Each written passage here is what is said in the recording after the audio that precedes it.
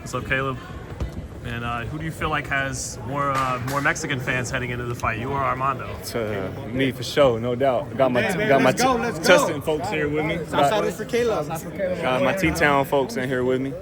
No, I'm sure I'll have some fans show up, but it seems like these days I got the Latino community on lock. Caleb, Armando, he's kind of coming up from middleweight, had a lot of his fights there. Big underdog. It's setting up a fight with Charlo, who's been off for a while. Just how are you feeling about that 2025 being mapped out? I know you wanted Berlanga, he didn't want the fight, but how are you feeling about how it's all mapped out? Yeah, I mean, I think first things first, just lock in on Armando. Everything else can fall into place. Like I said before, I think so many fighters have, oh yeah, as soon as I beat him, I'm gonna do this, I'm gonna do that, and they're setting themselves up for failure in their mind because they're not thinking about the task at hand and staying focused. And I won't make that same mistake. So May 31st, put on a show, come in at my best. Me and my team been working real hard. We're gonna put a show on May 31st, and then we'll go from there. I know you're climbing to get back to the top of the division. What'd you think of Canelo over the weekend? Did that look like the same type of Canelo you fought a few years ago? And yeah, what'd you think of that? No, I don't think it's the same Canelo. Not quite, but also I kind of figured it was going to be like that, honestly. I heard Canelo say in the interview, like, I don't really like fighting guys who move around that much like that. And William Scull being a Cuban fighter, like, I knew he was going to do that.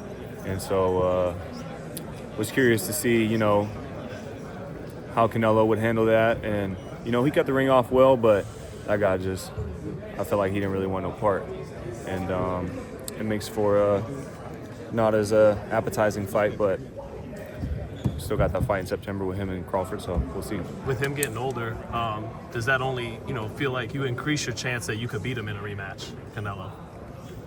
Yeah, I believe so. Yeah. What about Crawford? As soon as we fought, the next day I'm like, man, if we fight again, I'm gonna beat him. That's just that's how I feel. I feel like, okay, a few minor adjustments, get the job done. What about Crawford? Do you think his chances got better, at least the way how you were seeing things heading into the last fight with him and Skull? I think it's a stylistic matchup, and William Scull don't fight nothing like Terence Crawford. So we're not going to see the same type of fight come September. I think we're going to see a great fight, real good fight.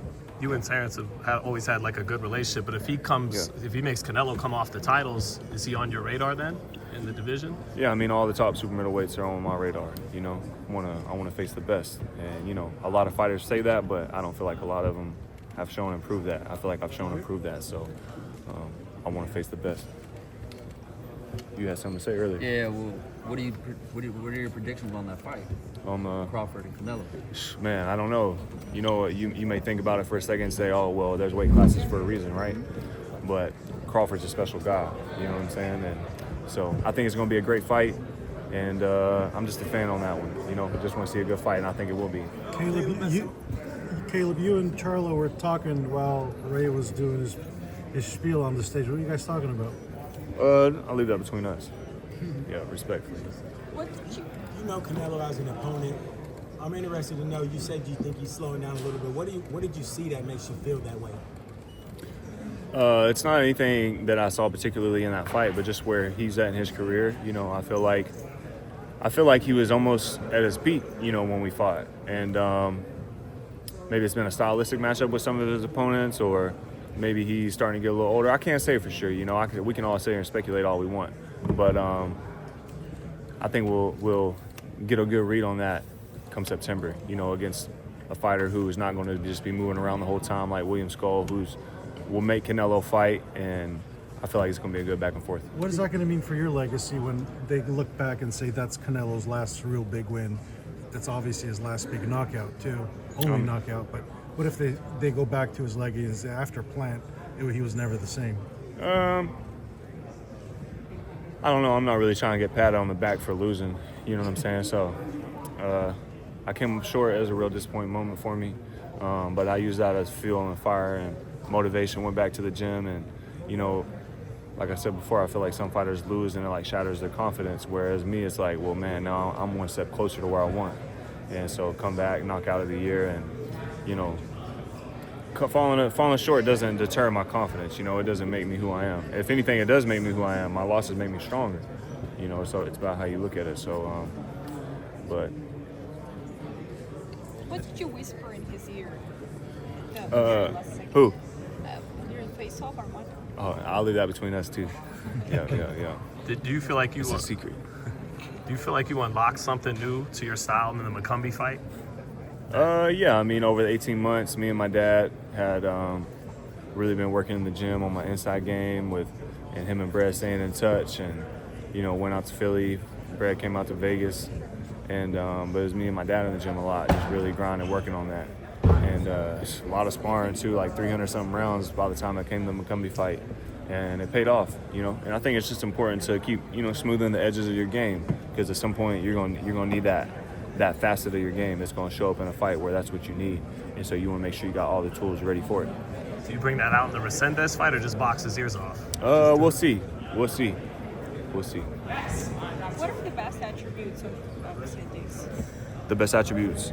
Well, one, he's not physically, but mentally, he like I said, this is his big moment. He wants it, and so, you know, I know he's training hard, working hard, and he's a determined guy.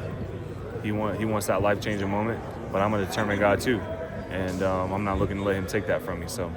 Can you talk to us about crushing the dreams of a fellow father like you are? He talked about it. His family's depending on him. Everybody's depending on him. He looked over and said, I'm doing the same thing. Talk to us about that. Eat or get eaten. You know, you're going to have to find a different way to get his family right. You're going to have to find a different way to get his family right. Because this is how I feed my family. So if you're in the way of that, it's either get step aside or get stepped on. Caleb. What Can we did talk he about- tell you during the face-off?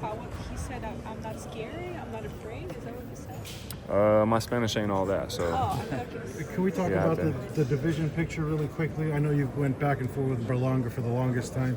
What do you feel about his chances against Shiraz? I don't know, probably good. He's just moving up from middleweight, and but who knows? Who knows? You know, that's for them to figure out. And like I said, a lot of times we speculate on things, but fights are for the fighters to figure out when that bell rings. And so, plus with that fight getting announced here recently, I've been locked in camp and locked in on the task in front of me. So I haven't really given it a whole lot of thought, but I'll be ready to see it. Do you want to make Excited to sure see it. you face the top guys in the division moving forward and not kind of have these tune-up level kind of fights? Well, I try to make a fight with Berlanga, and he seems to be part of the witness protection program or something. He don't want no smoke. Everybody here knows I've been calling for that fight, been wanting that fight. Munguia was busy with Bruno. Canelo was busy with Scull, and you know, I may need another win or two to even work myself back in the position as if Canelo wants to have a rematch. And so that left Jamal Charlo for a big fight for me, but he wanted to get active and get busy, and so that left me doing the same, and that was my fastest way to a big fight that I want. So not every fight is always going to be, you know, a mega fight, and maybe I've spoiled some of the fans by giving them people like Canelo, Durrell, Benavidez back to back to back, but it's not going to be like that every time. And so I get to the biggest fights the fastest way I can, and this was my fastest way to a big fight. Last question, guys. Caleb, what'd you think of Ryan over the weekend? I know you guys have your past, and you've talked about the sport needing to be clean, and there was speculation how he looked with the clean test, not testing positive like last year. Just what'd you think of all that? God don't like ugly. God don't like ugly. Thanks, guys.